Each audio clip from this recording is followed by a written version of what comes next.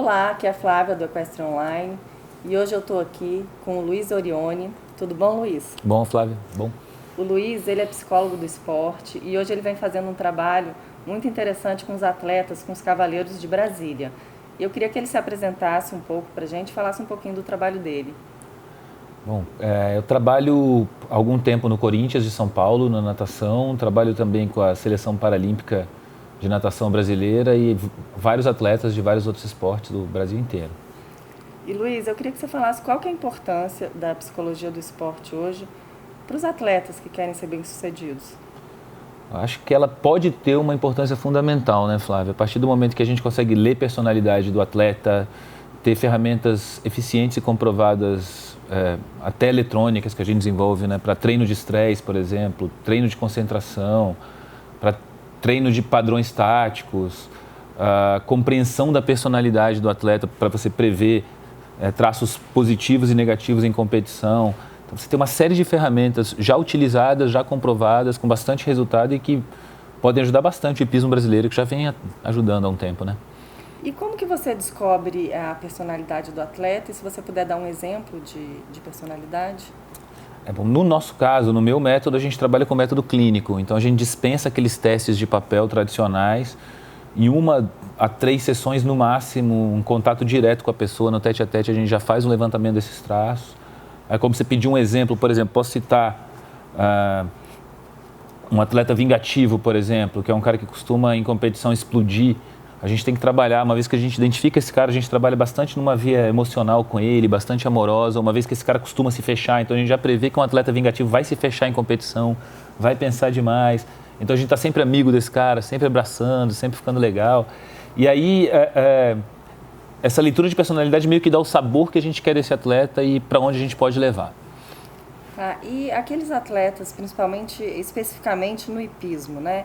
Que hoje, no dia da competição, qual seria a sua dica? O que é mais importante o atleta focar no dia da competição, no dia da prova, especificamente no caso do hipismo? A primeira coisa é ele não focar na vitória. É uma coisa que a gente veio falando, né? Eu tenho alguns atletas número 1 do mundo, alguns recordistas mundiais, a gente nunca pede para o cara ganhar. Isso porque gera muito estresse. O estresse é o que mais afeta o cara, o que mais tende a afetar o atleta na hora H.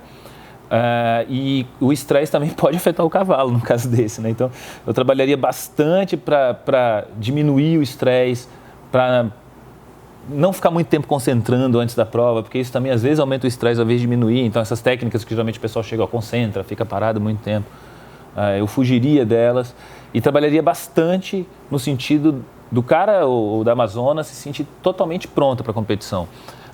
Em dia de competição, em época de competição, não é a época de você achar problema, é a época de achar solução. Se você está treinado, se o teu cavalo está treinado, você tem conjunto com ele, você vai ter ali. E se você não tem, relaxa e tira o melhor, porque você não vai construir isso nos últimos 2 dias. O que você pode fazer numa competição, às vezes, se preocupando demais com ela, é tensionar demais. E isso, acho que, grosso modo, talvez fosse a maior dica para quem é leigo no assunto, é relaxar durante a competição mesmo. E um exercício que você passa é a questão da respiração, né? Você poderia dar um exemplo de respiração para fazer no dia da competição? Sim. Quanto antes da prova, quanto tempo antes, na hora que está no cavalo, na hora que entra na pista, o que você indicaria, assim? Partindo do pressuposto que o maior problema, por incrível que pareça, do atleta na hora H é excesso de oxigênio, a gente vai trabalhar para esse cara ter mais gás carbônico. Em outros momentos eu posso explicar isso. Então, grosso modo, a gente vai fazer uma respiração em que esse cara vai inspirar por 3 segundos e soltar por 6. Esse tempo que ele fica soltando vai gerando mais gás carbônico para ele, que tende a acalmar esse atleta. Você pode ver que em filme norte-americano, quando o cara tem síndrome do pânico, ele respira dentro de um saco de papel, né? Para quê? Para gerar gás carbônico. Então, daria essa dica para uns 4 a 5 minutos no máximo, antes da competição, ou quando o cara está se sentindo muito nervoso, respirar para baixar um pouquinho a ativação dele.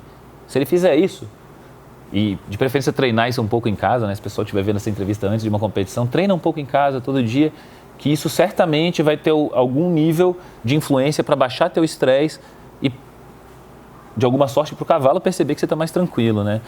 A experiência que a gente tem com esse tipo de coisa tem gerado alguns resultados bem interessantes. Luiz, obrigado por esse bate-papo. Eu acho que isso deu para dar um exemplo, né, de quanto é importante a psicologia do esporte. Se você quiser deixar o seu contato para aquelas pessoas que de repente querem seguir com esse trabalho. Isso. Bom, lembrando que eu estou sempre em Brasília uma vez por mês, né, com um grupo de várias pessoas aqui. E quem quiser conhecer também São Paulo, é só entrar pelo meu site orione.com.br, que vai ter acesso ao endereço, telefone, enfim. E vai ser um prazer receber a galera para poder contribuir de alguma forma, tanto em Brasília, em São Paulo ou em qualquer outro lugar aí, para ajudar na evolução do pessoal. Obrigada, Luiz, pela entrevista. Valeu!